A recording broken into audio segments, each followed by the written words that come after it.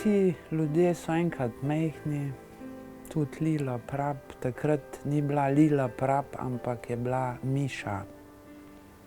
Ker bi mogla biti Lijana, ampak je bila ena naglušna gospa, ki je zapisovala imena in je napisala Lilijana. In to se je moji mami tako gabilo, da me je pol klicala Miša.